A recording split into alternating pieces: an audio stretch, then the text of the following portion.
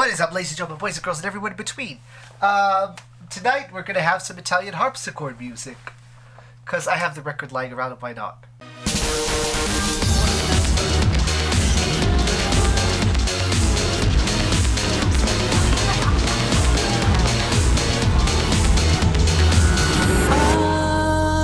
Oh, what have you done to me? What is up, ladies and gentlemen, boys and girls, and everyone in between? Now then, I've been going to want to talk about 2020 Pride for a while, but unfortunately, I hate, having to come up with my own ideas and be accountable for my own thoughts. So I'm very fortunate that an amazing and gorgeous man named Ty Mitchell, from my last video that I kind of, that last video, go watch that, So, he wrote a wonderful article, and I talked about his articles before too, but here we go. He wrote an article that covered literally this topic I've been trying to find a way to talk about, and I figured why not start this way. Pride 2020 was the protest it was always meant to be. With a collective purpose and love that superseded profit margins, this summer's queer protest felt spiritually and erotically powerful. Months of fantasizing, speculating, stretching led me to this. A mass of queer people crowded in front of a gay bar, dripping sweat and ready for action. We were tight and still, but dedicated to wearing masks and minding as much personal space as we could. Eyes glanced towards each other in every direction, looking for familiar faces while taking note of the less familiar ones. Radiating out from a central group of black trans speakers, the crowd of many genders and many shades felt tense and braced for action. Not to pounce, to protect. I looked around and marveled at an uncanny quality in the scene. Hundreds of gay men managed to gather in one place without worrying about fucking each other. That day, I went to the Stonewall Inn to mourn the murders of black trans people, including Nina Pop and Tony McDade. This protest converged both conceptually and physically with the momentous movement against racist police violence reignited by the slaying of George Floyd.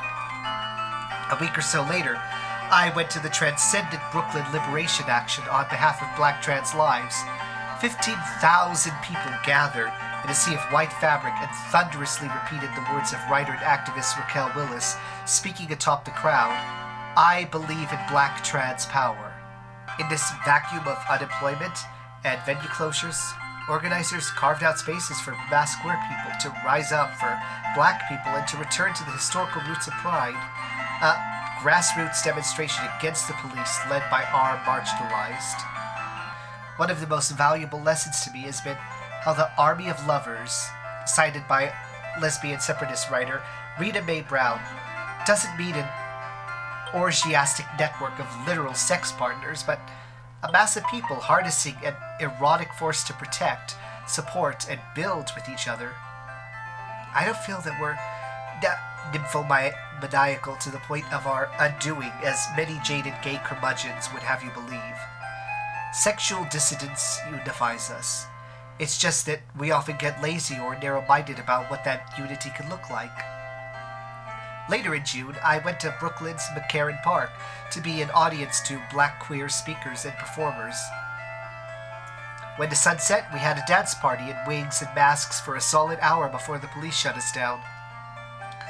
I went to the Queer Liberation March on what would otherwise be a corporatized Pride Sunday and dance marched with other queer people of color between Stonewall and Washington Square just before being pushed and pepper sprayed by New York Police Department officers who must have been eager for their own reenactment of the Stonewall riots.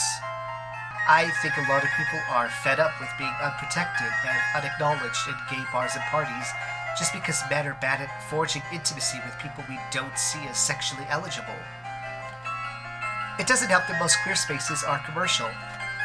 When spaces are structured foremost to maximize sales, or in the case of corporate-sponsored pride events of summers past, brand identity, they intrinsically reinforce hierarchies of gender, race, and class.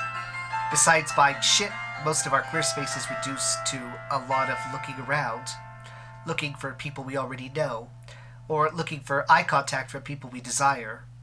Dance floors often manage to transcend these dynamics, but it's not enough to just dance together. We need occasions for coming together that supersede both profit margins and sex. Gatherings that might be playful or solemn or enraged, but which fundamentally generate a sense of collective purpose. To those yearning for occasions like these, we already have them: protest. And as it turns out, protest isn't some kind of puritanical space void of pleasure and connection. Many of us have cultivated unexpected bonds with friends who have had our back in these fearful confrontations with police. Many of us have found ourselves instinctively attached to strangers when we see them chased, arrested, or just dehydrated. These connections aren't cruisy or carnal, but to call them non-sexual feels not entirely true. These queer protests have felt spiritually powerful, and at the center of that spirituality is something brilliantly erotic.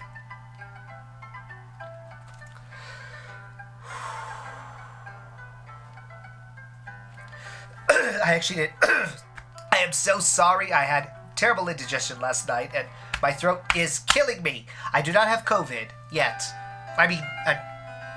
But I actually did not read this article before I decided to sit in front of the camera. I'm literally not even kidding right now. I was gonna read it, but for some reason, Mel Magazine is blocked at my work, which is weird because I've been reading them at work before, so I don't know what this recent change is, and I'm sweating. Wow. There's a piece of glass over there. It's not a mirror, but I can see myself. It's like, wow, it is really hot today. Sorry, I'm rambling, but building off the things that Ty said here, I definitely saw this a lot. Sadly, I'm in New Mexico, ultra-rural New Mexico, and between the fact that I currently am immunocompromised myself because I'm HIV positive, and the fact that I have an elderly mother that I help take care of and I look after, I did not feel comfortable going to any events or going out of my way, just because the nearest towns where something might have been happening are 2 hours, 3 hours away, and it just didn't work out for me. But I wish I could have. There were times where I was thinking I could just get a last minute ticket to LA and literally go to one of these. I could go to this one or that one. I was so eager to do that. But oh well. But the thing I noticed watching other people, watching Ty, because I definitely saw a lot of this stuff on his Instagram stories and on his Twitter feed, but I definitely noticed there is a beautiful amount of connection that happens with protest. And yes, you aren't doing pride stuff. You aren't just finding some stranger and having a moment with them or anything. It is focused, it is planned out, there is a plot to protest. I saw people going to these protests literally almost on their own and coming back with new friends, having new people that they were talking about and promoting and wanting to share with their base because they discovered them during a protest and they saw what these people were doing in their own way to help push this fight, to push this movement. And it's been beautiful. And I'm really so amazed too. There have been some bad people in a lot of avenues, even in the sex worker trade, which, Ty Mitchell is a part of. There have been some shitty people that have been saying crappy things, but there have been just as many, if not more people, coming out and talking these people down and giving them the full explanation of why they are wrong. People who are standing up to this kind of behavior, standing up to this kind of dismissal of something this important, and just really framing it and really pushing to make it stand out as something amazing. And it's beautiful and amazing and gorgeous, and I love it.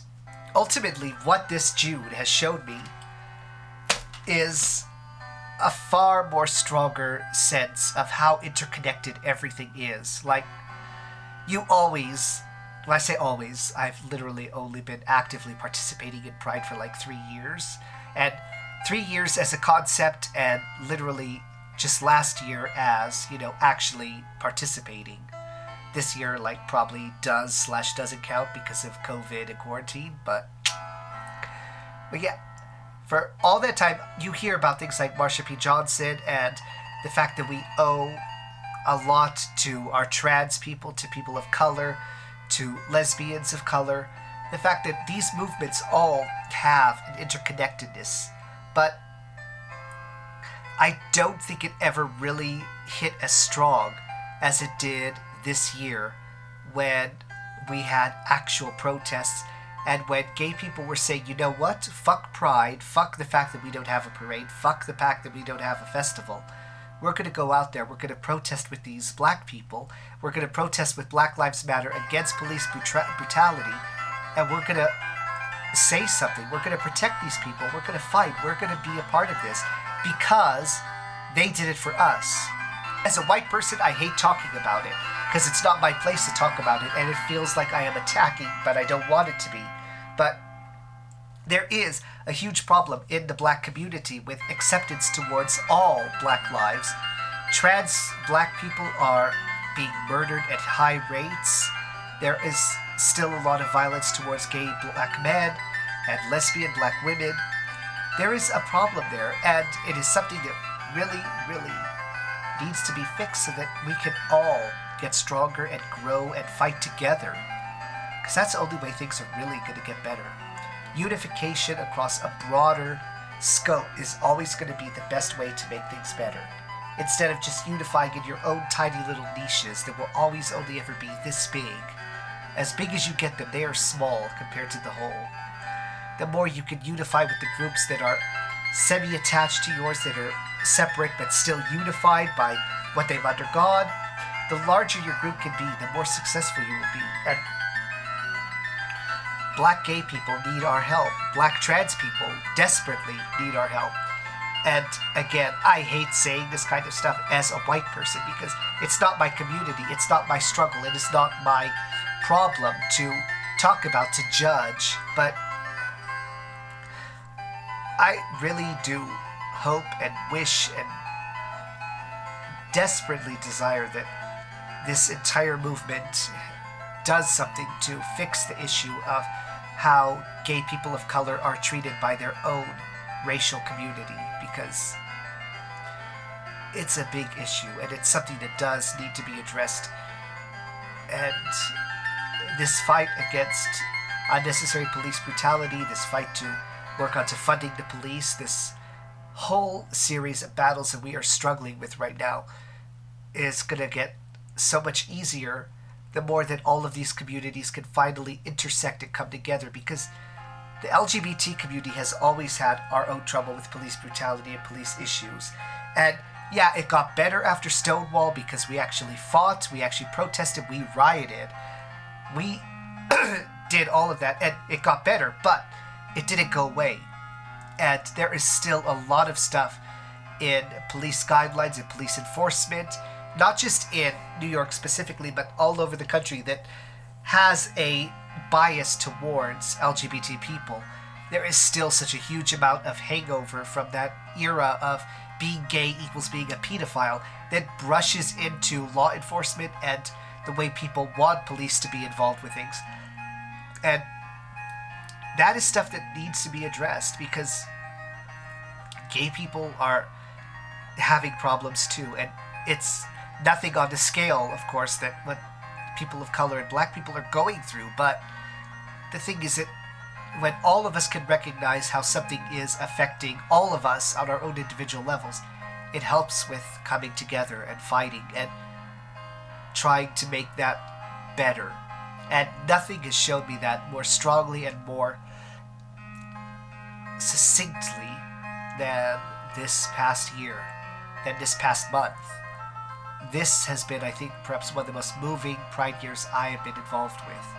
And not to say that I'm 100% against the other side of things, like, damn fucking straight, I want Pride 2021 to happen, World Pride. I want to frickin' be there. I want to get a part of that, or at least just one of the local prides. And I definitely want to go to New York. I've been wanting to do Seattle. Like, I kind of want to go back to LA just because I have so many friends there, and like, it was still sort of a dismal event because I lost my phone, but I love that side of Pride too, and I do think it has its place. But the idea that this Pride Month got relegated into being part of a big message, being part of an impactful movement, being part of something that is not just encompassing our community, but bigger than our community. And just doing the right thing. Because it's right. Because we support it. Because it's meaningful. It was powerful. And out of all the Pride years that I have lived through, out of all the ones where I have actively been watching the events unfold, nothing has made me want to partake more than what this June had been. It was powerful, it was amazing. And I hope that that spirit of protest, that spirit of unapologetic fight, that spirit of just standing up for what's right, regardless of who it is and regardless of how attached to our community they are or aren't. I hope that is something we get to see next year, and the next, and the next, and I hope it's something that never 100% goes away from any Pride. I mean, hypothetically speaking, I would love a chance where we could celebrate without there having to be protest or fighting or struggle. I would love to see a Pride that is just a Pride for we've made it, not for we've gotten this much further but we still have to keep going. But I doubt that will happen in my lifetime, or maybe even in my kids' lifetime if I have any. But we can still keep fighting, we can still keep protesting, and we can still keep pushing to make things better. If you enjoyed this video, like, comment, subscribe. I will see you guys in the next one, and remember, life only gets better as long as you're working it brick by brick. Bye!